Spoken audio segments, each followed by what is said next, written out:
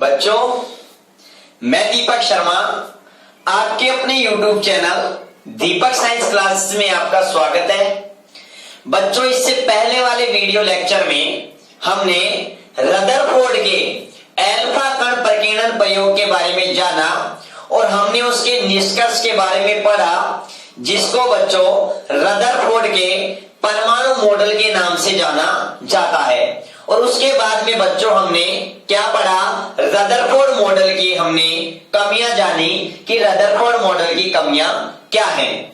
बच्चों, उस वीडियो में मैंने ये भी बात की थी कि हमें इसे एल्फा कण प्रकीर्णन प्रयोग के अलावा कुछ और रदरफोर्ड ने एक्सपेरिमेंट किए थे, जैसे नाभिक के आकार का आकलन ज्ञात किया था कि नाभिक के आकार का साइज क्या होता है, एल्फा कणों की निकटतम पहुंच की दूरी कितनी होती है, कैसे ज्ञात की जाती है, किस चीज पर वो डिपेंड करती है, और एल्फा कण का जो प्रकीर्णन प्रयोग के अंदर जो प्रक्षेप्य पथ होता है वो कैसा होता है। और बच्चों, इन सब बातों का आज हम इस वीडियो लेक्चर के अंदर डिटेल से जानेंगे। ठीक है, वैसे ये टॉपिक हमारे सिलेबस में जो हमारा न्यूमेरिकल एग्जाम्पल नंबर 14.1 है बच्चों, वो इसी के बेस पर है। मैं पहले आपको कॉन्सेप्ट क्लियर करवाऊंगा, उसके बाद में मैं आपको एग्जाम्पल सोल्व करवाऊंगा। ठीक है ना। मैं इस चैप्टर के जो एग्जाम्पल है पाठ्य पुस्तक के, वो तुरंत टॉपिक वाइज आपको सोल्व करवाते हुए आगे बढ़ूंगा, जिसके बाद में अपना चैप्टर फिनिश होने के बाद में हमारे पास में कुछ न्यूमेरिकल क्वेश्चन ही रहेंगे जो बुक के पीछे के होंगे। ठीक है। उसके अलावा जो रदरफोर्ड मॉडल की जो कमियां थी बच्चों, उसको किसने दूर किया था, नील्स बोर ने दूर किया था। और आज हम नील्स बोर के परमाणु मॉडल के बारे में भी चर्चा करेंगे कि क्या होता है।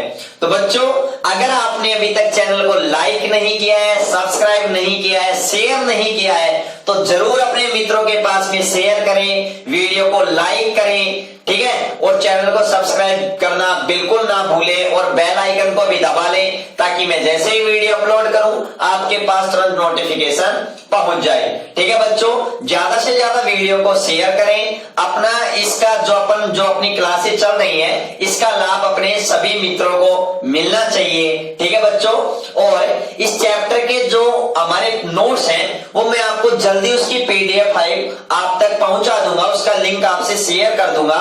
और जब मैं लिंक शेयर करूंगा तो मैं आपको बता दूंगा वीडियो के अंदर आकर के या कोई नेक्स्ट वीडियो में। ठीक है ना। मैं जल्दी से जल्दी कोशिश कर रहा हूं कि मैं उसके वीडियो जो नोट्स वगैरह है वो बना करके आपसे मैं शेयर करूं। ठीक है बच्चों, तो आज हम बात करते हैं किसके बारे में, नाभिक के आकार के आकलन में। और हाँ, अगर इससे पहले वाला वीडियो आपने नहीं देखा है तो वो जरूर देख लें, बहुत काम का है, बहुत ही इंपॉर्टेंट हमारे एग्जाम की दृष्टि से, जिसका मैं डिस्क्रिप्शन में आपको नीचे लिंक दे रखा हूं, वहां से आप देख सकते हो। ठीक है, और कमेंट करना है, आप जरूर कमेंट किया करो। ठीक है ना। अब देखो, हम बात करते हैं कि नाभिक के आकार का आकलन, और इसी के अंदर हम बात करेंगे निकटतम पहुंच की दूरी कि नाभिक के आकार का आकलन कैसे किया गया। ठीक है ना। देखो, निकटतम पहुंच की दूरी क्या होती है बच्चों हमारे पास में। देखो, अब आपको पता लग गया कि जो एल्फा कण प्रकीर्णन प्रयोग था उससे किसकी खोज हुई थी बच्चों, नाभिक की खोज हुई थी। किसकी खोज हुई थी, नाभिक की खोज हुई थी। और बच्चों, आपको यह भी पता है कि जो नाभिक पर जो आवेश होता है, नाभिक पर क्या होता है बच्चों, जो आवेश होता है या फिर मैं कहूं चार्ज होता है, वो चार्ज कितना होता है बच्चों, वो होता है +Ze। क्या होता है, +Ze। आपको पता है यहां पर Z क्या है बच्चों, Z क्या है, प्रोटॉन की संख्या। क्या है बच्चों, प्रोटॉन की संख्या होती है, प्रोटॉन की संख्या होती है। दूसरी बात, यहां पर E आवेश का न्यूनतम संभव मान है, जिसे आवेश का क्वांटा भी कहते हैं। और बच्चों, इस आवेश क्वांटा E का मान 1.6 × 10⁻⁻19 कूलाम होता है। और आपको पता है नाभिक में प्रोटॉन और न्यूट्रॉन होते हैं। न्यूट्रॉन एक उदासीन कण है, जबकि प्रोटॉन एक धनावेशित कण है। तो बच्चों, नाभिक पर जो आवेश होता है वो केवल धनावेश होता है। किसके कारण होता है, प्रोटॉन के कारण होता है। ठीक है ना। और कितना होता है प्लस ZE, जेड क्या है परमाणु क्रमांक, और परमाणु क्रमांक क्या होता है बच्चों प्रोटॉन की संख्या होती है। ठीक है, अब देखो हम बात करते हैं कि ये हमारे पास में नाभिक हो गया, हमारा क्या हो गया बच्चों नाभिक हो गया, ये हमारे पास में नाभिक हो गया। जब इस नाभिक पर किसकी बौछार की जाती है एल्फा कण की, ये हमारे पास में एल्फा कण है, ये एल्फा कणों की बौछार की जा रही है। तो आपको मैं बता दूं जब एल्फा कणों की नाभिक पर बौछार या सोने की पन्नी पर जब रदरफोर्ड ने बौछार करवाई थी तो आपने देखा था कि अधिकांश एल्फा कण सोने की पन्नी के आर पार गुजर गए। लगभग 8000 एल्फा कणों में से कुछ एल्फा कण बहुत कम कोण पर क्या हो गए प्रकीर्णित हो गए। और बच्चों मैं आपको बताऊं लगभग 8000 बहुत सारे एल्फा कण कुछ कोण पर प्रकीर्णित हो गए और लगभग 8000 एल्फा कणों में से लगभग 8000 एल्फा कणों में से एक एल्फा कण ऐसा था जो सोने की पन्नी से सीधे टकराया और टकरा करके 180 डिग्री के कोण पर 180 डिग्री के कोण पर वापस से लौट आया। बच्चों ये 8000 एल्फा कणों की संख्या आपके बुक में दे रखी है, आप अलग अलग बुक पढ़ोगे तो वहां अलग अलग आपको डाटा मिलेगा। ठीक है, इसको किसी का भी कुछ नहीं पता, आप कहीं 8000 पढ़ोगे, कहीं 20000 पढ़ोगे, कहीं 12000 पढ़ोगे। ठीक है ना, तो इससे कोई घबराने वाली बात नहीं है, ये सभी मैंने डाटा आपको सभी बुकों के ही मैंने बता दिए हैं। ठीक है ना, तो ये चलते रहते हैं ऐसे और अपने को उससे कोई मतलब भी नहीं है, ये एक अनुमान है, लगभग बातें चल रही है। ठीक है ना, अब देखो ना अपन बात करें निकटतम पहुंच की दूरी और नाभिक के आकार के बारे में। तो बच्चों जब एल्फा कणों की बौछार करवाई जाती है तो याद रखना वही एल्फा कण नाभिक के सबसे निकटतम पहुंचता है जो सीधा नाभिक की ओर ही जाता है, जो बिल्कुल सीधा नाभिक की ओर जाता है। और आपको पता है जब ये सीधा नाभिक की ओर जा रहा है और आपको पता है एल्फा कण है और एल्फा कण पर बच्चों आपको पता है मैंने कहा था कि एल्फा कण क्या होते हैं हीलियम के द्विविध धनावेशित नाभिक होता है जिसका परमाणु क्रमांक 2 और द्रव्यमान संख्या 4। मैंने कहा था प्रोटॉन के द्रव्यमान का 4 गुना होता है और ये धनावेशित होता है। और बच्चों नाभिक भी क्या होता है ये भी आप जान लो, नाभिक भी क्या होता है धनावेशित होता है। तो एक बात बताओ एल्फा कण भी कैसा होता है बच्चों धनावेशित होता है। तो एल्फा कण जैसे जैसे नाभिक के पास जाएगा एल्फा कण नाभिक के जितने पास जाएगा वो नाभिक से उतनी ज्यादा क्या होगा प्रतिकर्षित होगा। क्या होगा प्रतिकर्षित होगा। ये बात मैंने इससे पहले वाले वीडियो लेक्चर में भी आपको डिटेल से बताई थी। ठीक है, तो देखो जो एल्फा कण मतलब मैं आपको बताऊं जो एल्फा कण नाभिक के जितने पास से गुजरेगा वो उतना ही ज्यादा कोण पर प्रकीर्णित होगा और जो एल्फा कण नाभिक से दूर होगा वो क्या गुजर जाएगा सीधा गुजर जाएगा। क्यों? क्योंकि आपको पता है उस पर प्रतिकर्षण बल कम लगेगा, बहुत कम लगेगा। ठीक है, और जो एल्फा कण नाभिक के बिल्कुल 180 डिग्री के कोण पर जा रहा है तो बच्चों देखो एल्फा कण बहुत तीव्र वेग से जा रहे हैं तो इन एल्फा कणों के अंदर क्या है गतिज ऊर्जा है। क्या है गतिज ऊर्जा है। और जैसे जैसे नाभिक के पास जाएंगे तो नाभिक का प्रतिकर्षण लगेगा और प्रतिकर्षण लगेगा तो प्रतिकर्षण के कारण गतिज ऊर्जा में कमी आ जाएगी। मतलब प्रतिकर्षण लगेगा तो वो एंट्री नहीं कर पाएगा।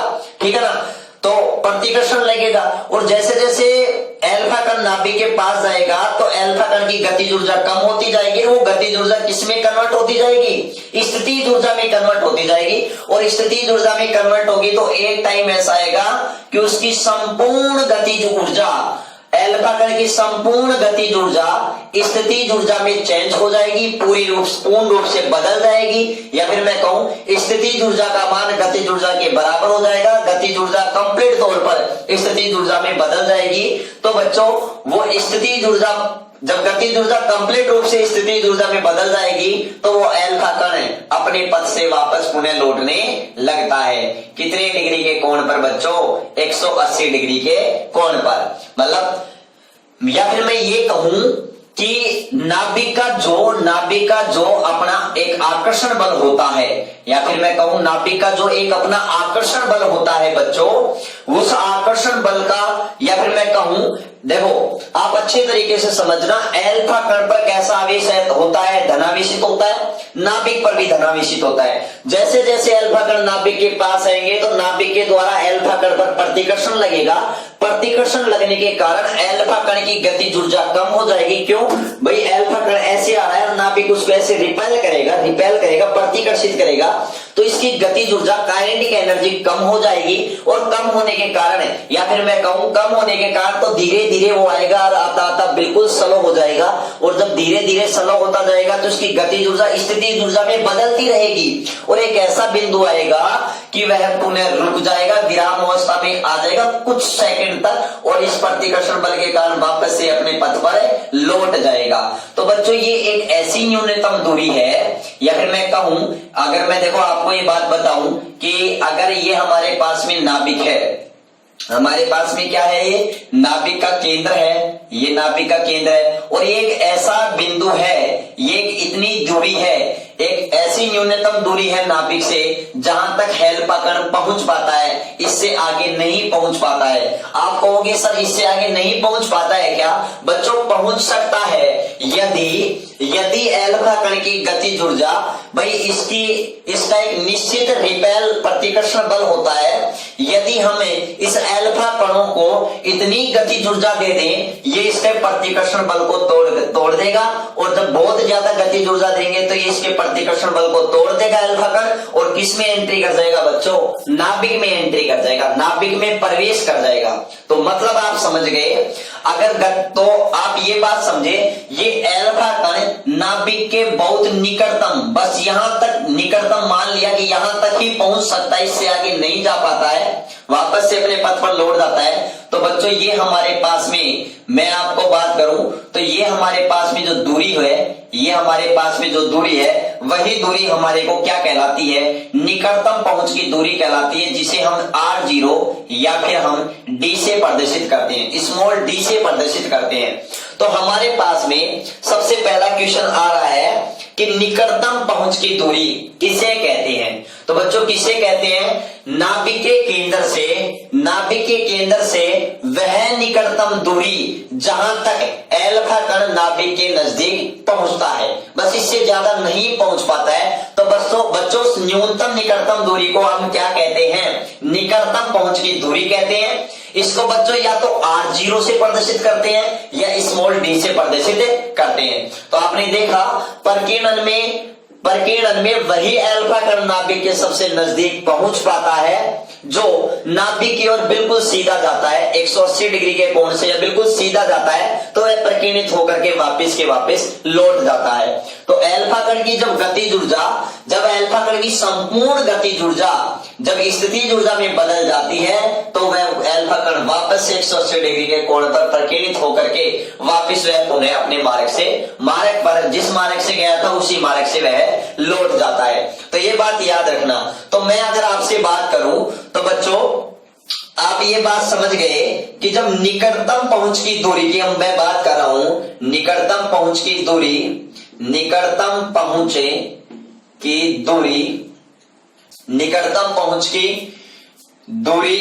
की स्थिति में बच्चों जो हमारे पास में एल्फा कण की जो काइनेटिक एनर्जी होती है, वह काइनेटिक एनर्जी संपूर्ण किस में चेंज हो जाती है बच्चों? काइनेटिक एनर्जी होती है वो संपूर्ण किस में चेंज हो जाती है? स्थिति ऊर्जा में बदल जाती है। और बच्चों स्थिति ऊर्जा का फॉर्मूला आप जानते हो क्या होता है? कि Q1 into Q2 upon R क्या है बच्चों? दोनों आवेशों के बीच की हमारे पास में डिस्टेंस होती है। क्या होती है? डिस्टेंस होती है, बीच की दूरी होती है। तो बच्चों यहाँ पर Q1, अगर मैं Q1 एल्फा कण को मान रहा हूं तो आपको पता है एल्फा कण पर जो आवेश होता है बच्चों वो कितना होता है? वो होता है प्लस 2E। E क्या है? आवेश का क्वांटिगत मान है। E को मैं ऐसे कैसे रहने देता हूं, तो मैं यहां से लिख सकता हूं, मैं क्या लिख सकता हूं बच्चों कि हमारे पास में जो ये काइनेटिक एनर्जी होगी, या इसको KE काइनेटिक एनर्जी लिख दूं, या फिर मैं इसको क्या लिख दूं? EK लिख दूं। काइनेटिक एनर्जी अपन कैसे भी लिख सकते हैं, ठीक है। तो देखो यहाँ पर K का मान ऐसे कैसे? Q1 मैंने एल्फा मान लिया तो +2e, और मैंने Q2 नाभिक पर आवेश मान लिया, कितना है +Ze। दोनों के बीच की बच्चों हमारे पास में ये दूरी है, ये दूरी मैंने क्या मान ली बच्चों, या तो R0 मान लो या आप D मान लो, कोई दिक्कत नहीं है। अब देखो यहां पर हमारे पास में E के बराबर क्या आता है बच्चों, यहां पर मैं लिखूं तो 2kZe²। देखो E को E से मल्टीप्लाई करेंगे तो E² हो जाएगा, ये प्लस का है, कोई दिक्कत नहीं है, तो K2ZE E² हो गया हमारे पास में, और नीचे हमारे पास में क्या गया R0। बच्चों यहां से मैं क्या ज्ञात कर रहा हूं, निकटतम पहुंच की दूरी R0 ज्ञात कर रहा हूं, तो देखो 2kZe² अपॉन E के मतलब काइनेटिक एनर्जी, मतलब गतिज ऊर्जा। तो बच्चों ये हमारे पास में निकटतम पहुंच की दूरी का क्या आ गया, सूत्र आ गया। और बच्चों ये सूत्र बस हमें डायरेक्टली याद रखना है, और डायरेक्टली याद भी नहीं रखो तो आप तो बस यहां से देख लो, निकटतम पहुंच की स्थिति में संपूर्ण गतिज ऊर्जा स्थितिज ऊर्जा में बदल जाती है, और स्थितिज ऊर्जा का फॉर्मूला बच्चों ये होता है, आप चैप्टर नंबर 3 के अंदर आपको पढ़ाया जाएगा, बिल्कुल मत घबराइए, ठीक है ना। तो Q1 Q2, ये Q1 अल्फा कण पर आवेश है तो Q2 नाभिक पर हो गया, मान रख दिया, दोनों के बीच की निकटतम दूरी R0 मान ली हमने, ये हो गया। तो बच्चों आप देख रहे हो यहाँ पर 2 कांस्टेंट वैल्यू है, K भी कांस्टेंट है, Z किसी भी नाभिक के लिए Z भी कांस्टेंट होता है, और बच्चों E भी क्या होता है भाई, कोई भी नाभिक है, जिसमें सोडियम नाभिक की बात करूं तो सोडियम के लिए Z बराबर 11 होगा, अगर मैं जिंक के लिए बात करूंगा तो जिंक के लिए Z बराबर कितना होगा 30 होगा, अगर मैं सोने के लिए बात करूंगा तो Z बराबर 79 होगा। तो किसी भी नाभिक, किसी भी परमाणु के नाभिक के लिए Z का मान भी कांस्टेंट होता है, E का मान ऑलरेडी कांस्टेंट ही होता है। तो बच्चों मैं ये भी लिख सकता हूं, क्या लिख सकता हूं बच्चों, मैं ये लिख सकता हूं कि हमारे पास में जो R0 होती है निकटतम पहुंच की दूरी, वो काइनेटिक एनर्जी के क्या होती है बच्चों, व्युत्क्रमानुपाती होती है। मतलब अगर मैं ये कहूं, यहां से मैं आपको ये कह सकता हूं कि यदि किसी अल्फा कण की काइनेटिक एनर्जी ज्यादा है, गतिज ऊर्जा ज्यादा है, तो बच्चों गतिज ऊर्जा ज्यादा है तो आपको पता है वह अल्फा कण नाभिक के और भी ज्यादा पास आएगा। तो देखो जिसकी काइनेटिक एनर्जी ज्यादा है उसके निकटतम पहुंच की दूरी क्या होगी, कम होगी, और जिसकी काइनेटिक एनर्जी बच्चों क्या है, कम है, उसके निकटतम पहुंच की दूरी भी क्या होगी बच्चों, ज्यादा होगी। तो ये बात याद रखना। अरे भैया सिंपल सी बात है, आप खुद दिमाग लगा सकते हो थोड़ा सा। जो अल्फा कण तीव्र वेग से आएगा वो नाभिक के पास ज्यादा जाएगा, ठीक है, और जब एक निश्चित सीमा से, एक निश्चित लिमिट से ज्यादा अगर काइनेटिक एनर्जी से आएगा तो वह नाभिक के अंदर ही एंट्री कर जाएगा, ठीक है ना। तो ये बात हमको अच्छी तरीके से याद रखनी है बच्चों। तो देखो गतिज ऊर्जा ज्यादा होगी तो निकटतम पहुंच की दूरी कम होगी, क्योंकि व्युत्क्रमानुपाती, ये ज्यादा तो ये कम और ये कम तो ये ज्यादा। तो यहां तक ये बात आपको क्लियर होनी चाहिए। और यदि अल्फा कण एक निश्चित न्यूनतम है, या फिर मैं कहूं एक निश्चित गतिज ऊर्जा से ज्यादा गतिज ऊर्जा दे दी जाती है अल्फा कणों को, तो वह नाभिक के अंदर प्रवेश कर जाता है। तो बच्चों ये बात क्लियर है, तो आप इसका स्क्रीनशॉट लीजिए। अगर कोई डाउट है तो कमेंट बॉक्स में जाकर के जरूर लिखिए, आपका डाउट बिल्कुल क्लियर होगा, ठीक है बच्चों। तो आप सभी ने स्क्रीनशॉट ले लिया होगा। तो बच्चों अब अपन बात करते हैं एग्जाम्पल नंबर 14.1 की, जो अपना ये नाभिक के निकटतम पहुंच की दूरी थी, इसी से रिलेटेड है, ठीक है ना। इसी के अंदर आपके बुक में उसी को, इस एग्जाम्पल को उसी बेस पर समझाया गया है। अब देखो हमें क्या पूछा गया है, हमें एग्जाम्पल में क्या दिया गया है और क्या पूछा गया है।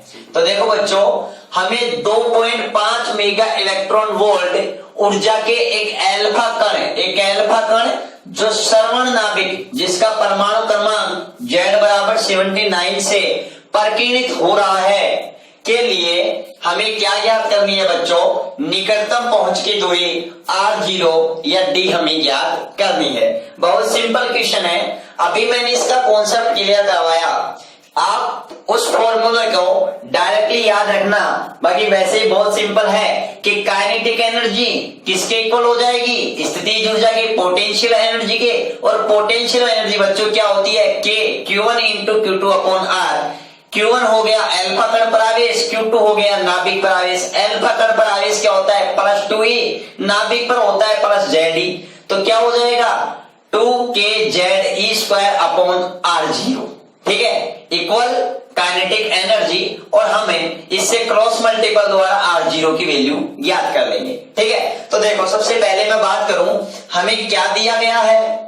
सबसे पहले आप किसी भी न्यूमेरिकल क्वेश्चन में देखो आपको दिया क्या गया है, आपको दिया गया है काइनेटिक एनर्जी वाला, अल्फा कण की काइनेटिक एनर्जी, जिसे मैं E से प्रदर्शित कर रहा हूं, और ये कितनी है बच्चों 2.5 mega electron volt. Mega electron volt बच्चों, मेगा का मतलब क्या होता है, इस m का मतलब क्या होता है, मेगा, मेगा का मतलब होता है 10 की पावर +6, ठीक है, और गीगा का मतलब होता है 10 की पावर +9, और माइक्रो का मतलब होता है 10 की पावर -9, और नैनो का मतलब होता है 10 की पावर -9, और माइक्रो का मतलब होता है, देखो ये थोड़े बेसिक वर्ड है, एक एंगस्ट्रॉम की बात करें 10 की पावर -10, एक माइक्रो की बात करें 10 की पावर -6, एक नैनो की बात करें 10 की पावर -9, एक पीको की बात करें 10 की पावर -12, एक फर्मी की बात करें 10 की पावर -15, ये बेसिक, एक मिली की बात करें 10 की पावर -3,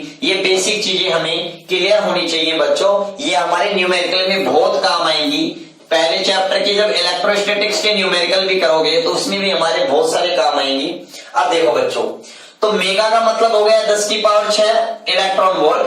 पहले मैं इसको जूल में चेंज करूंगा, क्योंकि ऊर्जा का ऐसा ही मात्रक क्या होता है बच्चों, जूल होता है, और आपको अच्छी तरीके से पता है कि एक जूल के अंदर कितने इलेक्ट्रॉन वोल्ट होते हैं बच्चों, कितने इलेक्ट्रॉन वोल्ट होते हैं, 1.6 इंटू 10 की पावर -19 कूलम। तो जैसे ही मैं इसको इलेक्ट्रॉन वोल्ट में चेंज करूंगा तो आपको पता है 1 इलेक्ट्रॉन वोल्ट, अरे मैं इसको 1 से मल्टीप्लाई कर दूं तो क्या हो जाएगा, और उस 1 इलेक्ट्रॉन वोल्ट के अंदर कितने जूल होते हैं, कितने जूल होते हैं, 1.6 इंटू 10 की पावर -19 जूल होती है, ठीक है। अब हम इसको सोल्व करेंगे, जब मल्टीप्लाई करोगे आप तो 2.5 इंटू 1.6, तो आप मल्टीप्लाई करके देख सकते हो यहाँ पर हमारे पास में कितना आ जाएगा। पहले तो मैं इसके दोनों दशमलव हटा देता हूं, और आपको पता है हमारे पास में क्या आएगा बच्चों, अगर मैं बात करूं तो 25 की 150 15 हो जाएगा, 25 और 15 कितने हो जाएंगे, 40 हो जाएंगे, ये हमारे 40 और 1 और 2 ये 4.00, ठीक है। तो यहाँ पर पॉइंट के बाद में अगर दशमलव के बाद में 00 है, कोई वैल्यू मतलब नहीं है, तो हमारे पास में 4 इंटू यहाँ पर 10 की पावर +6 है, 10 की पावर -19 है, तो बच्चों क्या हो गई 10 की पावर -13 जूल हो गई, ठीक है। उसके बाद में अगर मैं आपको बात करूं क्या दे रखा है, जेड दे रखा है सोने के लिए 79, और क्या दे रखा है, निकटतम पहुंच की दूरी आपसे R0 आपसे पूछ रहा है क्या होगी, ठीक है। ये हमारा क्वेश्चन है, ये हमारे को पूछा गया है कि R0 का मान क्या होगा, ये हमसे पूछा गया है। और देखो बच्चों आप सभी जानते हो यहाँ पर हमें के की भी जरूरत पड़ेगी, आपको पता है के की वैल्यू जब आप चैप्टर नंबर 1 पढ़ोगे तब आप और अच्छे तरीके से जान जाओगे कि के की वैल्यू हमारे पास क्या होती है, 9 इंटू 10 की power 9 newton into metre square प्रति कूलम स्क्वायर होता है, ठीक है। ये हमारे पास में के की वैल्यू होती है बच्चों, ठीक है ना। दूसरी बात, और हमें किसके बारे में पता होना चाहिए बच्चों, R0 हमें कैलकुलेट करनी है, और हमारे पास में बच्चों ई हमें पता है 1.6 इंटू 10 की पावर -19 कूलम होता है। तो आप सभी को बच्चों पता है, अब ये भी हमने ज्ञात किया है, चूंकि हम जानते हैं, क्या जानते हो कि R0 बराबर क्या होता है 2kZe² अपॉन EK। यहां पर हम क्या कर देंगे, मान रख देंगे तो हमारा आंसर आ जाएगा। तो मैं देखो इसको सोल्व करता हूं, वैल्यू रखता हूं, सोल्व करता हूं, तो देखो यहाँ पर R0 बराबर यहाँ पर 2k की वैल्यू हमारे पास कितनी है, 9 इंटू 10 की पावर 9, ठीक है। और जेड कितना है 79, और उसके बाद ई के वैल्यू हमारे पास में है 1.6 इंटू 10 की पावर -19, ठीक है, इसका मैंने स्क्वायर कर दिया, ई स्क्वायर है। और ई के बच्चों यहाँ पर काइनेटिक एनर्जी हमारे पास कितनी है, 4 इंटू 10 की पावर कितनी है, -13 जूल। ये सभी मैंने जूल में लिया है, सारी मैंने ऐसा यूनिट लिए हैं। तो यहाँ पर निकटतम पहुंच की दूरी है, तो दूरी के ऐसा यूनिट क्या है बच्चों, मीटर है। तो हमारे पास में आंसर आएगा वो मीटर में ही आएगा।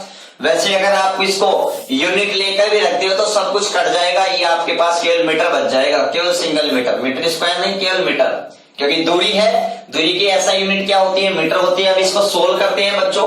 देखो 2 यहां से कैंसिल का हो गया, ठीक है। अब हम ऊपर और सोल्व करते हैं, R0 तो हमारे पास में क्या, 9 इंटू 10 की पावर 9 इंटू 7 9 इंटू देखो 16 है, 1.6 इसका स्क्वायर करते हैं तो 16 का कितना होता है, 256। स्क्वायर में 1 2 दशमलव छोड़ करके मैंने 2 दशमलव छोड़ करके दशमलव लगा दी। और 10 की पावर कितने हो गए, 38, 19 दूनी 38। आपको पता है 10 की पावर -19, 10 की पावर -19 2 बार है, ठीक है ना बच्चों। मैं आपको बहुत बेसिक चीजें समझा रहा हूं। तो गुणा में घातें जुड़ती है, -19 -19 तो जोड़ोगे तो कितने हो जाएंगे, 38। माइनस के अंदर हमारे पास 38 हो गए। नीचे देखो क्या बचा है हमारे पास में, नीचे हमारे पास में 2 बचा है। इस 10 की पावर माइनस हमारे पास में कितनी बची है, -13। यहां से भी इसको 1.28, ठीक है बच्चों। और देखो हमारे पास में क्या, ध्यान से देखना। अब हम सोल्व करते हैं, हम मल्टीप्लाई करते हैं किसको, 7 9 को पहले 9 से, ठीक है ना, किससे 9 से करते हैं तो 9 9 81 8, ठीक है। 9 संख्या 63 और 8 हमारे पास में कितने हो गए, 71 हो गए। 711 हो गए, इन दोनों को मल्टीप्लाई करने पर ये 711 हो गए। और हमारे पास में 1.28 बच्चों, 10 की पावर -38 है और ये 10 की पावर 9 है और ये 10 की पावर -13 है। ये 13 ऊपर आएगी तो प्लस की 13 हो जाएगी, ठीक है बच्चों। ये हमारे पास में देखो ये प्लस के 13 है और ये प्लस के 9 है, तो 13 और 9 हमारे पास में कितने हो गए, 10 की पावर 22 हो गया। तो इन दोनों को मैंने मिला करके क्या कर दिया, 10 की पावर 22। ये माइनस का 38 है, प्लस के 22 है, तो हमारे पास में बच्चों क्या बच गए, माइनस के 16 बच गए। ये मैंने पूरा खेल कर दिया, ठीक है। नीचे कुछ नहीं बचा। अब आप इसको 711 को 1.28 से क्या कर लो, मल्टीप्लाई कर लो। क्या कर लो, मल्टीप्लाई कर लो। तो हमारे पास में क्या आ जाएगा, आंसर आ जाएगा। क्या आ जाएगा बच्चों, आंसर आ जाएगा। देखो क्या आता है हमारे पास में, आप देख रहे हो 8 और 2 10, ठीक है। 6 और 2 8, 1 9 और 1 10, ठीक है। और 4 5 9 1 10 1 11 और 8 1 9 और 1 10। या हमारे पास में सॉरी बच्चों 5 और 4 9 और 1 10 और 1 11, असल पाई 1 8 और 1 9, यहाँ पर 9 ही आएगा ना, 1 2 1 2। यहाँ पर हमारे पास में क्या आ रहा है बच्चों, 910 पॉइंट, हमारे पास में क्या आ रहा है 910.08। देखो मैं आपको पूरा कंप्लीटली सोल्व करके बता रहा हूँ। वैसे मेरा ये काम नहीं है सोल्व करने का, मेरा काम आपको यहाँ तक समझाने का है और ये वैल्यू रखने का है, बाकी आपका ही काम है, ठीक है ना। कोई भी सर होंगे वो आपको इतना ही बताएंगे, क्योंकि ये कैलकुलेशन हमें आनी चाहिए, नहीं तो मैं एग्जाम में फिर कोई मतलब नहीं है न्यूमेरिकल सोल्व करने का, ठीक है। तो यहाँ पर मैं जैसे ही बात करूंगा 910.08 इंटू 10 की पावर -16, ये हमारे पास मीटर आ गए। अगर आप ये आंसर नहीं लिखते हो और छोटा करते हो तो यहाँ पर अगर 9.10 लिखते हो, 9.1 लिखते हो या 9.10 लिखते हो इंटू 10 की पावर देखो 1 और 2, तो यहाँ पर 10 की पावर -14, ये हमारे बुक के आंसर हैं, ठीक है। ये हमारा क्या हो गया, आंसर हो गया। निकटतम पहुंच के हमारे पास में क्या हो गई बच्चों, दूरी हो गई, ठीक है। तो ये बात आप अच्छी तरीके से ध्यान में रखना। तो ये हमारा क्वेश्चन एग्जाम्पल नंबर 14.1 सोल्व हो गया है। मैं आपको बच्चों एग्जाम्पल तुरंत साथ में सोल्व कराते हुए लेके चलूंगा, जिसके बाद में चैप्टर फिनिश होने के बाद में पीछे के न्यूमेरिकल से हमारे पास रहेंगे। और हाँ, मैं वो इलेक्ट्रो जो आइंस्टीन का फोटो इलेक्ट्रिक इफेक्ट था या फोटो इलेक्ट्रिक या मैटर वेव था, वो चैप्टर के न्यूमेरिकल्स भी अभी बचे हुए हैं चैप्टर के पीछे के। मैं जल्दी टाइम मिलने पर आपको वीडियो बना के अपलोड कर लूंगा, ठीक है ना। बाकी आप लगातार स्वाध्याय अध्ययन करते रहिए, निरंतर अपना प्रयास जारी रखिए, ठीक है। मैं आपको लगातार वीडियो अवेलेबल कराता रहूंगा। तो चलो आप इसका स्क्रीनशॉट लीजिए। तो बच्चों अब हमें कुछ और छोटे से टॉपिक के बारे में बात करते हैं, जो हमारे एग्जाम में, तो हमारे एग्जाम या बोर्ड सिलेबस में नहीं है, लेकिन बहुत छोटा सा टॉपिक है, 5 मिनट का टॉपिक है। लेकिन बच्चों हमें किसी टॉपिक को अच्छे से तरीके से पढ़ना है, अच्छे से कवर करना है, ताकि इन फ्यूचर हम हमारा फ्यूचर अगर फिजिक्स में बनाते हैं या फिर हम आईआईटी, जेडब्ल्यू या नीट, पीएमटी वगैरह की हम तैयारी करते हैं बच्चों, तो हमें आगे कोई प्रॉब्लम नहीं हो। क्योंकि वहां पर, और आपको पता है वैसे कोरोना वैश्विक महामारी के कारण हमारा सिलेबस भी ऐसे सुनने में आ रहा है कि 40% कम होगा, लेकिन अभी ये भी पता नहीं चल पा रहा कि कितना कम होगा, कौन से यूनिट हटेंगे, कौन सा यूनिट नहीं हटेगा, या चैप्टर हटाएंगे या प्रत्येक टॉपिक में से प्रत्येक चैप्टर में कुछ टॉपिक कम करेंगे, अभी किसी को कुछ नहीं पता। ठीक है ना, तो कोई दिक्कत नहीं है, मैं आपको नोट्स की पीडीएफ अवेलेबल करवा रहा हूं और लगातार मैं लेक्चर लेके आ रहा हूं, आप बिल्कुल मत घबराइए। यहाँ पर एक बढ़िया क्वालिटी से आपको प्रत्येक टॉपिक सिलेबस, पहले अपना प्रायिकता रहेगी सिलेबस, और जो सिलेबस के अंदर नहीं रहेगा उसके बारे में मैं आपको बता दूंगा। जैसे ये टॉपिक आपके सिलेबस में नहीं है, लेकिन बहुत छोटा सा टॉपिक है, बिल्कुल छोटा सा 5 मिनट का टॉपिक है, जहां हमें कुछ बेसिक चीजों के बारे में याद रखना है। छोटे छोटे 2 क्वेश्चन बहुत अच्छे आ जाते हैं कॉम्पिटिशन एग्जाम में। ठीक है, आप भी 12th के बाद में किसी ना किसी कंपटीशन एग्जाम की तैयारी करोगे तो वहां पर आपको कोई घबराने की जरूरत नहीं रहेगी। ठीक है, तो अब हमारा टॉपिक है एल्फा कण का प्रक्षेप्य पथ। यहाँ पर बच्चों बोर्ड एग्जाम में 1 नंबर का क्वेश्चन पूछ सकता है कि रदरफोर्ड के एल्फा कण प्रकीर्णन प्रयोग में एल्फा कण का जो प्रक्षेप्य पथ था वह किस आकार का होता है बच्चों। बस यही क्वेश्चन हमारे एग्जाम में यहाँ बनता है बोर्ड एग्जाम में, और वो बच्चों कैसा होता है, अति परवलयाकार, हाइपर पैराबोलिक। कैसा होता है बच्चों, हाइपर पैराबोलिक होता है एल्फा कण का जो प्रक्षेप्य पथ होता है। ये बात आप अच्छी तरीके से याद रखना।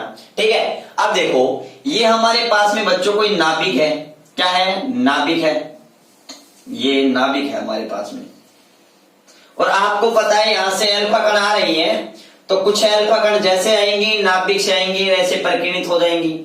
ठीक है, बहुत सारी अल्फा किरणें आएंगी ऐसे परिकीर्णित हो जाएंगी अलग अलग कोण पर। ठीक है ना, बहुत सारी आएंगी और परिकीर्णित हो जाएंगी। ठीक है ना, ये बातें हमें याद रखनी है। बहुत सारे अल्फा कण ऐसा भी होगा जो 90 डिग्री के कोण पर आएगा, 180 डिग्री के कोण पर आएंगे और वापिस 180 डिग्री के कोण पर से बहुत कम अल्फा कण होते हैं जो 180 डिग्री के कोण पर परिकीर्णित होते हैं। ठीक है ना, और जो अल्फा कण नाभिक से दूर होते हैं वो बच्चों सीधे निकल जाते हैं। तो देखो अगर मैं आपसे बात करूं तो बच्चों ये अल्फा कण है, अगर इसकी दूरी देखो ये ऐसे माना कि ऐसे सीधा जाता है, ये अल्फा कण है, ये माना ये बिल्कुल सीधा जाता है। तो एक बात बताओ, आप अच्छे से समझ रहे हो, ये अल्फा कण का बिल्कुल प्रारंभिक वेग सदिश तो है, ये प्रारंभिक बिल्कुल सीधा, ये इससे बोलो थीटा कोण पर क्या हो गया, परिकीर्णित हो गया। थीटा कोण पर क्या हो गया बच्चों, परिकीर्णित हो गया। तो याद रखना, यहाँ पर मैं आपको एक बात बताने जा रहा हूं कि जो हमारा नाभिक होता है, उस नाभिक में सिर्फ अल्फा कणों की यहाँ बौछार करवाई जा रही है, इसका अल्फा कण का परिकीर्णन हो रहा है। तो अल्फा कण का प्रारंभिक वेग सदिश, अल्फा कण के प्रारंभिक वेग सदिश से जो नाभिक के केंद्र की या फिर मैं कहूं जो अल्फा कण होता है उसका जो प्रारंभिक वेग सदिश होता है, प्रारंभिक वेग सदिश की जो लंबवत दूरी होती है नाभिक से, वो लंबवत दूरी क्या कहलाती है बच्चों, बी कहलाती है। और ये बी को यहाँ पर क्या कहते हैं बच्चों, संघात प्राचाल कहते हैं, या इसको संघात पैरामीटर भी कहते हैं। क्या कहते हैं, संघात पैरामीटर भी कहते हैं। और बच्चों इस बी और इस परिकीर्णन कोण थीटा में हमारे पास में क्या रिलेशन होता है, हमारे पास में रिलेशन होता है बी, ये कोट थीटा बाई 2 के क्या होता है बच्चों, समानुपाती होता है। बस आपको ये याद रखना है। आप कहोगे सर ये कैसा आया, तो बच्चों अगर आप मैथमेटिक्स बैकग्राउंड के हो तो आप जब बीएससी फाइनल ईयर करोगे तो उस टाइम में आपके एक न्यूक्लियर फिजिक्स चलती है, उसके अंदर आप इसको डिटेल से डेरिव करोगे, व्युत्पन्न करोगे कि हमारे पास में आता कैसे है। ठीक है ना, ये थोड़ा अच्छी तरीके से याद रखना। तो याद रखना संघात प्राचार या संघात पैरामीटर किसे कहते हैं? तो याद रखना नाभिक के केंद्र से, जैसे माना नाभिक का केंद्र ये है, नाभिक का केंद्र ये है और इस नाभिक के केंद्र से मैंने आपको यहाँ पर ये प्रारंभिक एल्फा कण का जो प्रारंभिक वेग सदिश ये बिल्कुल ऐसे सीधा जा रहा था, लेकिन यहाँ पर इसे नाभिक के धनावेश के कारण इस एल्फा कण का प्रतिकर्षण हो गया, थीटा कोण पर परिवर्तित हो गया। तो याद रखना नाभिक के केंद्र से एल्फा कण के प्रारंभिक वेग सदिश के जो लंबवत दूरी होती है बच्चों, उसे क्या कहते हैं? संघात पैरामीटर कहते हैं, संघात प्राचल कहते हैं, जिसे बी से इंडिकेट करते हैं बच्चों। और इस ये बी होता है, ये कोण थीटा बाई 2 के क्या होता है? समानुपाती होता है बच्चों। यहाँ पर थीटा क्या है? प्रकीर्णन कोण है, बी क्या है? यहाँ हमारे पास में संघात पैरामीटर है। इन दोनों में रिलेशन बताया गया है। जो हमारे कंपटीशन एग्जाम में बच्चों अगर हम IIT JEE और नीट की तैयारी करते हैं तो इसमें हमारे क्वेश्चन रिलेटेड था और 90 का मान बच्चों, 90 का मान क्या आएगा? ये हमारे पास में आएगा 1/0, ये सॉरी हमारे पास में आ जाएगा 0/1, ठीक है ना? हमारे पास में क्या आ जाएगा? 0 आ जाएगा। 45 का मान हमारे पास क्या था? 1 था, ठीक है। 30 का मान क्या था हमारे पास में? 1/√3 था इसका मान हमारे पास। तो ये लगातार देखो आप क्या हो रहा है? कम हो रहा है। तो यहाँ पर समझो, आप क्या समझ रहे हो? जैसे जैसे मैं यहाँ पर थीटा का मान रख रहा हूँ, जैसे जैसे मैं थीटा का मान बढ़ा रहा हूं, तो देखो यहाँ पर मैं बढ़ा रहा हूं, लेकिन उसके बाद में 2 का भाग लगेगा तो और कुछ कम हो जाएगा। और जब ये कुछ कम होगा तो बच्चों ये याद रखना बी की वैल्यू भी क्या हो जाएगी? कम, क्योंकि ये दोनों समानुपाती हैं। और आप देखो अच्छी तरीके से, अगर थीटा का मान मैं कम करता हूं तो बच्चों कोट थीटा बाई 2 का मान क्या हो जाएगा बच्चों? ज्यादा हो जाएगा, क्योंकि ये कम, देखो कम होगा। अगर ये थीटा का मान कम होगा तो थीटा बाई 2 का मान और भी कम होगा, और कम होगा तो देखो ये वैल्यू ज्यादा है, वो वैल्यू कम है, तो ये और ज्यादा हो जाएगा। जब ये ज्यादा हो जाएगा तो बी का मान भी क्या हो जाएगा? ज्यादा हो जाएगा। अब आप कह रहे हो सर ज्यादा कम क्या ज्यादा कम? क्या मेरे कुछ समझ में नहीं आ रहा? तो बच्चों देखो मैं सिंपल सी बात बताऊं, जो एल्फा कण नाभिक के पास से गुजरेगा उसके संघात पैरामीटर कम होगा, और जो नाभिक के पास से गुजरेगा तो उसका प्रकीर्णन कोण ज्यादा होगा, वो ज्यादा प्रतिकर्षित होगा। तो यही तो बता रहा हूं कि जब संघात पैरामीटर कम होगा तो इसके मतलब वो नाभिक के पास से गुजरेगा तो थीटा क्या होगा? ज्यादा होगा। मतलब जिसका बी कम होगा उसका थीटा ज्यादा होगा, जिसका बी ज्यादा होगा इसका मतलब वो नाभिक से दूर जा रहा है, दूर है, दूरी ज्यादा है, इसका मतलब प्रतिकर्षण कम है तो इसका मतलब थीटा भी क्या है? कम है, ठीक है ना? तो बस इतनी सी बात याद रखनी है और कुछ भी याद नहीं रखनी, ठीक है। वैसे ये टॉपिक हमारे सिलेबस में नहीं था, फिर भी ये बेसिक बातें हैं जो मैंने आपसे चर्चा की है, ठीक है। इनको आप अच्छी तरीके से ध्यान रखना, ठीक है ना, क्योंकि नॉलेज लाइफ में बहुत जरूरी है। आने वाला जमाना बहुत कंपटीशन वाला है और वहां पर आपको बहुत स्ट्रांग रूप से खड़ा रहना है, विशेषकर बायो के स्टूडेंट्स को, ठीक है ना। अब बच्चों हम बात करते हैं किसके बारे में बच्चों? नील्स बोर के परमाणु मॉडल के बारे में। अब शुरुआत हो गई है इस चैप्टर के सबसे इंपॉर्टेंट टॉपिक की, ठीक है बच्चों। ये टॉपिक बहुत ही इंपॉर्टेंट है एग्जाम की दृष्टि से। हाइड्रोजन परमाणु एवं हाइड्रोजन सदृश्य आयनों के लिए बोर मॉडल बहुत इंपॉर्टेंट है हमारे एग्जाम की दृष्टि से, बोर्ड एग्जाम की दृष्टि से। हाइड्रोजन परमाणु एवं हाइड्रोजन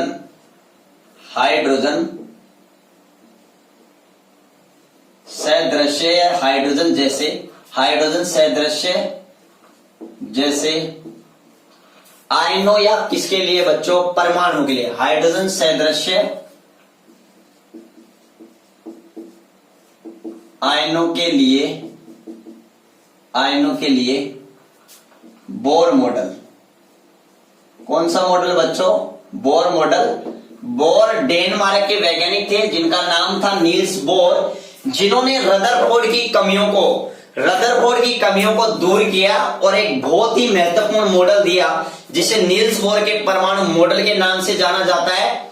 बच्चों नील्स बोर का परमाणु मॉडल वैसे तो केवल स्पेसिकल हाइड्रोजन परमाणु के लिए दिया गया था। किसके लिए दिया गया था? हाइड्रोजन परमाणु के लिए दिया गया था। लेकिन बच्चों यह मॉडल हाइड्रोजन सदृश्य आयन हाइड्रोजन सदृश्य आयन का मतलब ये है कि बच्चों हाइड्रोजन परमाणु के अंदर कितना इलेक्ट्रॉन होता है, एक इलेक्ट्रॉन होता है। इसलिए बच्चों यह मॉडल, नील्स बोर का परमाणु मॉडल उन सभी आयनों पर या उन आयनों पर लागू होता है जिनके अंदर एक इलेक्ट्रॉन होता है। मतलब एक इलेक्ट्रॉन जिस आयन के अंदर होता है उस पर भी यह मॉडल क्या होता है बच्चों, लागू होता है। और इस मॉडल ने ही रदरफोर्ड के परमाणु के स्थायित्व की रदरफोर्ड परमाणु के स्थायित्व के बारे में नहीं समझा सके थे, तो नील्स बोर ने अपने परमाणु मॉडल की सहायता से नील्स बोर जो रदरफोर्ड की जो कमियां थी उनको भी बच्चों क्या किया था, दूर किया था और परमाणु के स्थायित्व की क्या किया था, व्याख्या किया था। तो नील्स बोर का परमाणु मॉडल हमारे एग्जाम की दृष्टि से वेरी वेरी वेरी इंपॉर्टेंट है। और आज हम इस वीडियो लेक्चर में नील्स बोर के परमाणु मॉडल के बारे में बेसिकली बात करेंगे और फिर आने वाले वीडियो लेक्चर में नील्स बोर के परमाणु मॉडल की सहायता से हम वर्ताकार पथ की त्रिज्या ज्ञात करेंगे, वेग ज्ञात करेंगे, इलेक्ट्रॉन का कक्षीय वेग ज्ञात करेंगे, इलेक्ट्रॉन की कक्षीय त्रिज्या ज्ञात करेंगे, फ्रीक्वेंसी ज्ञात करेंगे, काइनेटिक एनर्जी ज्ञात करेंगे, पोटेंशियल एनर्जी ज्ञात करेंगे, टोटल एनर्जी ज्ञात करेंगे। ठीक है, और जिन पर न्यूमेरिकल क्वेश्चन भी हैं, बहुत अच्छे बहुत मस्त। फिर हम हाइड्रोजन स्पेक्ट्रम की बात करेंगे और फिर हम डी ब्रोगली का एक वापस एक स्टेटमेंट पढ़ेंगे। तो ये सभी बातें आज हम इस वीडियो लेक्चर में बच्चों पढ़ने वाले हैं। ठीक है बच्चों, तो देखो अब हम बात करते हैं हाइड्रोजन परमाणु के लिए बोर मॉडल के बारे में। तो बच्चों नील्स बोर ने क्या बताया, नील्स बोर ने हाइड्रोजन परमाणु के लिए जो मॉडल दिया था और अपनी कुछ बातें बताई, कुछ सबसे इंपॉर्टेंट 3 बातें बताई जो हमारे सिलेबस में दे रखी हैं। और बच्चों इन तीनों बातों को हमने क्या कहा है, बोर परिकल्पना या बोर अवधारणा या बोर मॉडल की अभिगृत कहा गया है। जिसमें बच्चों हमारे सब पास में सबसे पहला अभिगृत या सबसे पहली परिकल्पना हमारे पास में क्या निकल करके आती है। सबसे पहले तो ये याद रखना कि हाइड्रोजन परमाणु में हाइड्रोजन सदृश्य आयनों के लिए बोर ने अपना मॉडल दिया था। और बच्चों नील्स बोर का परमाणु मॉडल, सबसे पहले तो याद रखना नील्स बोर का परमाणु मॉडल केवल एक इलेक्ट्रॉन युक्त परमाणु या आयनों पर लागू होता है। सबसे पहली बात आप ये याद रखना कि नील्स बोर का परमाणु मॉडल केवल उन्हीं आयनों पर लागू होता है जिनके अंदर इलेक्ट्रॉन कितने होते हैं बच्चों, एक। फॉर एग्जाम्पल के लिए जैसे हाइड्रोजन हुआ, हीलियम पॉजिटिव हुआ, लिथियम +2 हुआ, बेरिलियम यहाँ पर हमारे पास में +3 हो गया। पॉसिबल नहीं है, लेकिन आपको तो ये देखना है फिजिक्स के अंदर कि एक इलेक्ट्रॉन होना चाहिए। ठीक है ना। अब देखो नील्स बोर के मॉडल की कुछ परिकल्पना थी, नील्स बोर ने क्या बताया और किस प्रकार से रदरफोर्ड के मॉडल की कमियों को दूर किया। क्या बताया उन्होंने, नील्स बोर ने बताया सबसे पहले कि किसी परमाणु में इलेक्ट्रॉन निश्चित वर्ताकार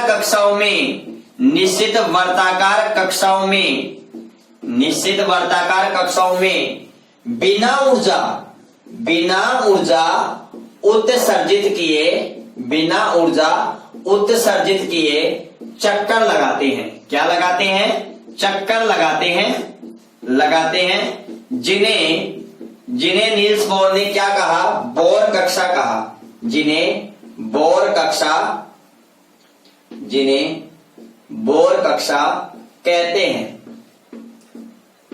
मतलब सबसे इंपॉर्टेंट बात नील्स बोर ने क्या बताई बच्चों कि जब इलेक्ट्रॉन होता है वो नाभिक के चारों ओर वर्ताकार कक्षाओं में चक्कर लगाता है तो ना तो ऊर्जा का उत्सर्जन करता है और ना ही ऊर्जा का अवशोषण करता है। मतलब इलेक्ट्रॉन नाभिक के चारों ओर एक निश्चित वर्ताकार पथ में बिना ऊर्जा उत्सर्जित किए चक्कर लगाता है। तो अब एक बात बताओ, पहली बात ये बात क्लियर की नील्स बोर ने कि नाभिक के चारों ओर कुछ स्थायी कक्षाएं होती हैं जिनको नील्स बोर ने क्या नाम दिया, KLMN। ठीक है, या 1 2 3 4 या अल्फा बीटा गामा डेल, ठीक है ना, इस प्रकार से। दूसरी बात, जब इलेक्ट्रॉन नाभिक के चारों ओर चक्कर लगा रहा है तो वह उसकी ऊर्जा में कोई कमी नहीं होगी, कोई कमी नहीं होगी, ना तो उसकी ऊर्जा में कमी होगी ना ही उसकी ऊर्जा में वृद्धि होगी, उसकी ऊर्जा निश्चित होगी। तो जब वो गति करेगा, चक्कर लगाएगा, तो उसकी ऊर्जा में कोई कमी नहीं आएगी, तो कोई हानि नहीं होगी, तो वो क्यों नाभिक में आके गिरेगा। तो यहां से परमाणु के स्थायित्व की व्याख्या हो गई, ठीक है ना। तो फिर नील्स बोर को पूछा गया कि भाई उत्सर्जन, और नील्स बोर ने बताया भी था कि ऊर्जा का उत्सर्जन और अवशोषण कब करता है, ठीक है। इसके बारे में तीसरा पॉइंट के बारे में मैं चर्चा करूंगा तीसरे पॉइंट के अंदर। तो नील्स बोर ने क्या बताया, किसी परमाणु में इलेक्ट्रॉन निश्चित वर्ताकार कक्षाओं में बिना ऊर्जा उत्सर्जित किए क्या लगाते हैं बच्चों, चक्कर लगाते हैं, और जिन्हें क्या कहते हैं बच्चों, जिन्हें बोर कक्षा कहते हैं। क्या कहते हैं, बोर कक्षा कहते हैं। और साथ में नील्स बोर ने ये भी बताया, साथ में ये भी बताया, क्या बताया कि इन वर्ताकार कक्षाओं में, इन वर्ताकार कक्षाओं में, इन वर्ताकार कक्षाओं में इलेक्ट्रॉनों को चक्कर लगाने के लिए, चक्कर लगाने के लिए आवश्यक अभिकेंद्रीय बल, आवश्यक अभिकेंद्रीय बल, आवश्यक अभिकेंद्रीय बल कौन प्रदान करता है बच्चों, कौन प्रदान करता है आवश्यक अभिकेंद्रीय बल, इलेक्ट्रॉन व नाभिक के बीच, नाभिक के बीच लगने वाला कूलामी आकर्षण बल, कूलामी आकर्षण बल, आकर्षण बल प्रदान करता है, प्रदान करता है। मतलब नील्स बोर ने क्या बताया कि ये हमारे पास में कोई नाभिक है और ये नाभिक के चारों ओर कोई वर्ताकार कक्षा है, ये हमारे पास में कोई वर्ताकार कक्षा है, ये नाभिक है, इस वर्ताकार कक्षा में कोई इलेक्ट्रॉन चक्कर कर रहा है, गति कर रहा है, तो इसकी ऊर्जा क्या होगी, निश्चित होगी, इसकी ऊर्जा निश्चित होगी। और इसके अंदर गति करने के लिए आवश्यक अभिकेंद्रीय बल, इलेक्ट्रॉन और नाभिक के बीच में लगने वाला आकर्षण बल क्या करता है, प्रदान करता है, या किस इलेक्ट्रॉन को मतलब गिरने नहीं देता है नाभिक के अंदर, ठीक है। अगर मैं ये आपको शॉर्ट लैंग्वेज में समझाऊं तो ठीक है। तो इलेक्ट्रॉनों को वर्ताकार पथ पर गति करने के लिए आवश्यक अभिकेंद्रीय बल कौन प्रदान करता है, नाभिक और इलेक्ट्रॉनों के बीच लगने वाला स्थिर वैद्युत आकर्षण बल, जिसे हम क्या कहते हैं बच्चों, कूलामी आकर्षण बल भी कहते हैं, ठीक है। ये दोनों क्या हो जाते हैं, बैलेंस हो जाते हैं, या फिर मैं कहूं अभिकेंद्रीय बल, अभिकेंद्रीय बल और हमारे पास में कूलामी आकर्षण बल, या मैं कहूं स्थिर वैद्युत आकर्षण बल, ये दोनों बच्चों क्या हो जाते हैं, बैलेंस हो जाते हैं। ये बात आप याद रखना। अभिकेंद्रीय बल का फॉर्मूला होता है mv²/r और कूलामी आकर्षण बल का फॉर्मूला होता है Q1। Q1 का मतलब इलेक्ट्रॉन प्रवेश या फिर नाभिक प्रवेश बोल दो, नाभिक पर क्या होता है प्लस Ze, इलेक्ट्रॉन प्रवेश मैंने क्या मान लिया बच्चों, E मान लिया भाई अपन, ठीक है ना, आप ये याद रखना, ठीक है ना। दूसरी बात, यहाँ पर दोनों के बीच की डिस्टेंस मैंने r मान ली, तो लगने वाला आकर्षण बल क्या होता है, r² होता है। यहां से r से r क्या हो गई बच्चों, कैंसिल हो गई, तो यहां से हम ये लिख सकते हैं mv² बराबर kZe²/r, ठीक है बच्चों। ये हमारे पास में बहुत काम आएंगे, आगे काम आएंगे। अभी तो मैं आपको बस इतना बात बता रहा हूं कि इलेक्ट्रॉनों को वर्ताकार पथ पर गति करने के लिए आवश्यक अभिकेंद्रीय बल को बैलेंस या आवश्यक अभिकेंद्रीय बल कौन प्रदान करता है, कूलामी आकर्षण बल प्रदान करता है। ये सब चीजें हमारे काम आएंगी बच्चों, याद रखना। और हाइड्रोजन एटम के लिए बात करेंगे तो अपन Z का मान यहाँ पर कितना रख देंगे, 1 रख देंगे। तो सबसे पहला पॉइंट हमारे पास में निकल करके आता है, और वो क्या निकल करके आता है, हमारे पास में निकल करके आता है कि किसी भी परमाणु में इलेक्ट्रॉन नाभिक के चारों ओर वर्ताकार है कक्षा में बिना ऊर्जा उत्सर्जित किए क्या लगाते हैं बच्चों, चक्कर लगाते हैं। और जब बिना ऊर्जा उत्सर्जित किए चक्कर लगाते हैं बच्चों, इन कक्षाओं को हमें क्या कहते हैं, नील्स बोर ने क्या कहा, बोर कक्षा कहा, ठीक है ना। ये बात आप अच्छी तरीके से याद रखना। और इन कक्षा में गति करने के लिए आवश्यक है, इलेक्ट्रॉनों को आवश्यक अभिकेंद्रीय बल कौन प्रदान करता है, नाभिक और इलेक्ट्रॉन के बीच में लगने वाला कूलाम या आकर्षण बल प्रदान करता है। उसके बाद में हमारे पास में नेक्स्ट बात आती है द्वितीय अभिगृहित सेकंड की, द्वितीय परिकल्पना सेकंड की मैं बात करूं, ये सेकंड परिकल्पना क्या है, सबसे इंपॉर्टेंट है।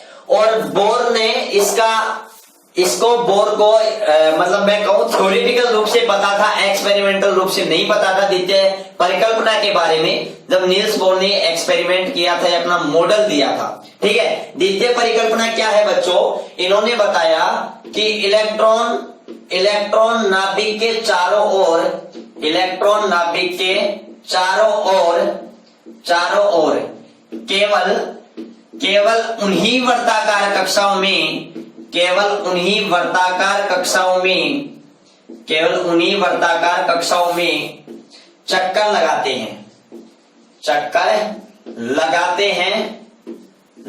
हैं जिनमें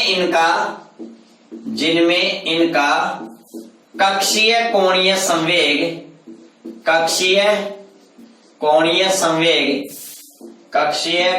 संवेग जिसको L से प्रदर्शित करते हैं, h/2π का पूर्ण गुणज होता है।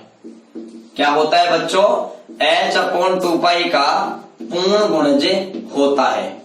याद रखना बच्चों, बहुत इंपॉर्टेंट बात है, बहुत कंपटीशन एग्जाम में यहां से क्वेश्चन भी पूछे जाते हैं, बहुत ही सिंपल होते हैं, बहुत ही छोटे न्यूमेरिकल होते हैं। लैब असिस्टेंट के अंदर भी इससे क्वेश्चन पूछा गया था एक बार, ठीक है ना। अब देखो, इलेक्ट्रॉन नाभिक के चारों ओर केवल उन्हीं वर्ताकार कक्षाओं में चक्कर लगाते हैं जिनका कक्षीय कोणीय संवेग कितना होता है, h/2π का क्या होता है बच्चों, पूर्ण गुणज होता है। ये बात याद रखना अच्छी तरीके से। और बच्चों जिनका कक्षीय कोणीय संवेग h/2π का पूर्ण गुणज होता है, उन वर्ताकार कक्षाओं को क्या कहा गया बच्चों, स्थायी कक्षा कहा गया। क्या कहा गया, स्थायी कक्षा। तथा इन वर्ताकार कक्षाओं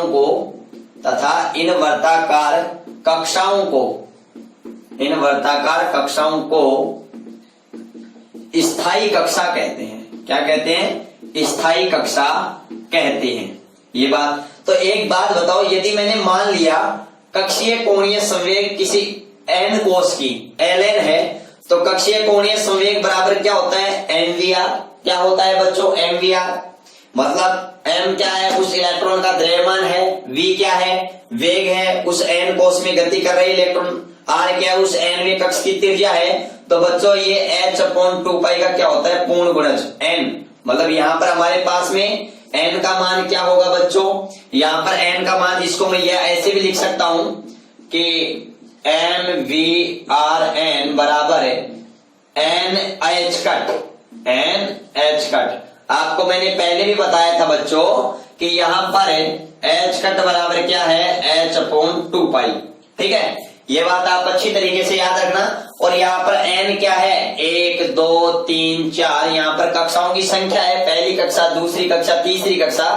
अब एक बार लैब असिस्टेंट्स में क्वेश्चन पूछ लिया गया कि दूसरे कोश का कोणीय संवेग क्या होता है, तो आपको पता है NH/ क्या होता है, 2π। और जब यहाँ पर 2 रखेंगे, n का मान यहाँ पर 2 रखेंगे तो दूसरा कोश हो जाएगा, तो यहाँ से 2 से 2 कैंसिल, h/ क्या आ जाएगा बच्चों, पाई आ जाएगा।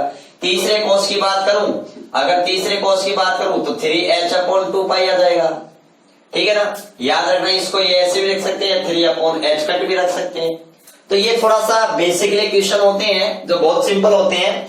तो ये हमारे पास में कौन सी परिकल्पना आ गई बच्चों, दूसरी परिकल्पना आ गई। यहां से आप समझ गए इलेक्ट्रॉन केवल उन्हीं वर्ताकार कक्षाओं में चक्कर लगाते हैं जिनमें इनका कक्षीय कोणीय संवेग h/2π का क्या होता है, पूर्ण गुणज होता है। क्या होता है, पूर्ण गुणज होता है।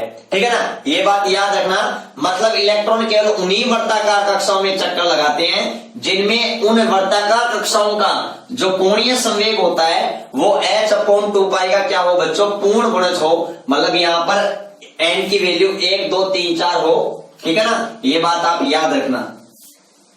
ठीक है, और जिनमें इनका कक्षीय कोणीय संवेग h/2π का पूर्ण गुणज होता है उन कक्षाओं को बच्चों क्या कहा गया, स्थायी कक्षा कहा गया। क्या कहा गया, स्थायी कक्षा कहा गया। ये बात आप अच्छी तरीके से याद रखना। दूसरी बात, तीसरी परिकल्पना आती है हमारे पास में, जब इलेक्ट्रॉन निश्चित अनिस्थायी वर्ताकार कक्षा में चक्कर लगाता है तो ऊर्जा का ना तो उत्सर्जन करता है और ना ही क्या करता है, अवशोषण करता है। ये इंपॉर्टेंट बात है। जब इलेक्ट्रॉन स्थायी वर्ताकार कक्षाओं में, जब इलेक्ट्रॉन स्थायी वर्ताकार कक्षाओं में चक्कर लगाता है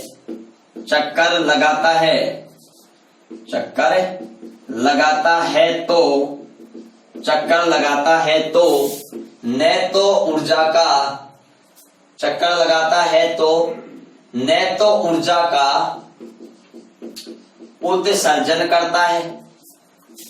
उत्सर्जन करता है और न ही ऊर्जा का अवशोषण करता है। क्या करता है बच्चों, अवशोषण करता है, न ही ऊर्जा का अवशोषण करता है। फिर क्या करता है बच्चों, कब करता है? देखो याद रखना, नील्स बोर ने एक ही बात कही रदरफोर्ड को, भैया जब इलेक्ट्रॉन नाभिक के चारों ओर वर्ताकार कक्षा में जब गति करता है तो ना तो ऊर्जा का उत्सर्जन करता है ना ही ऊर्जा का अवशोषण करता है। मतलब प्रत्येक वर्ताकार कक्षा की ऊर्जा क्या होती है, फिक्स होती है। और नील्स बोर ने इसको ज्ञात करने के लिए सूत्र भी दिया था, प्रत्येक वर्ताकार कक्षा में कोई इलेक्ट्रॉन गति कर रहा है तो उसका चाल भी फिक्स होता है, और प्रत्येक कक्षा में अगर कोई इलेक्ट्रॉन गति कर रहा है तो उस वर्ताकार कक्षा की जो त्रिज्या होती है वो भी क्या होती है, निश्चित होती है। ये सब आगे हम कैलकुलेट करेंगे बच्चों, ठीक है ना, याद रखना। तो नील्स बोर ने कहा जब इलेक्ट्रॉन वर्ताकार कक्षाओं में चक्कर लगाता है तो न तो ऊर्जा का उत्सर्जन करता है, न ही अवशोषण करता है। तो ऊर्जा में क्यों कमी और वृद्धि होगी? जब कमी वृद्धि नहीं होगी तो क्यों नाभिक में गिरेगा और क्यों ना आगे जाएगा? फिर पूछा कि कब होता है, तो इन्होंने बताया, क्या बताया, लेकिन जब इलेक्ट्रॉन निम्न ऊर्जा स्तर से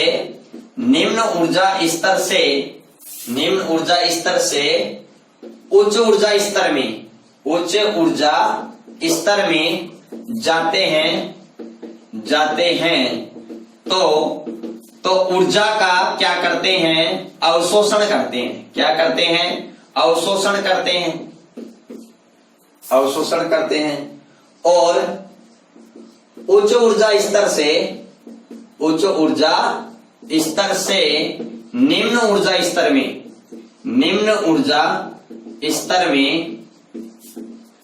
आते हैं तो ऊर्जा का उत्सर्जन करते हैं। क्या करते हैं, उत्सर्जन करते हैं। बात क्लियर सी है।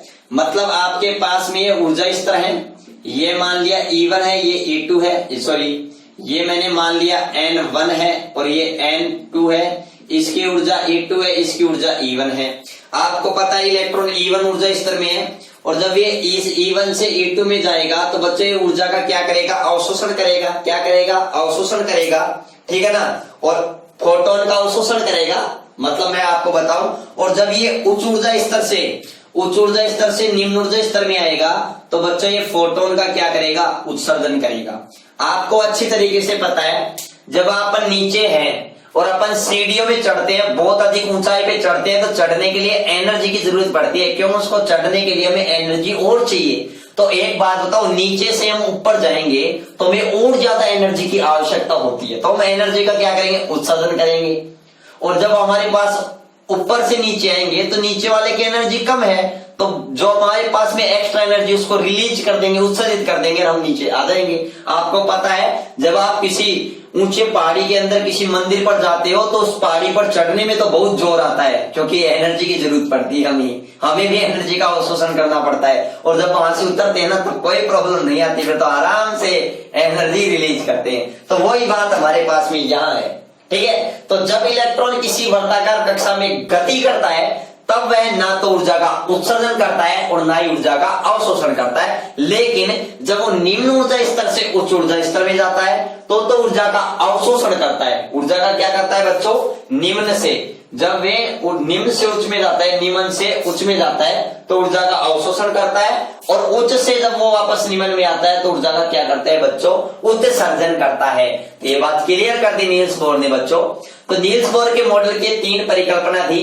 हमारे एग्जाम में अगर क्वेश्चन पूछा जाता है कि नील्स बोर का परमाणु मॉडल लिखिए, हम ये 3 बिंदु ही हमें लिखने हैं अच्छी तरीके से, ठीक है बच्चों। तो आज हमने इस वीडियो लेक्चर में नील्स बोर के परमाणु मॉडल के बारे में जाना।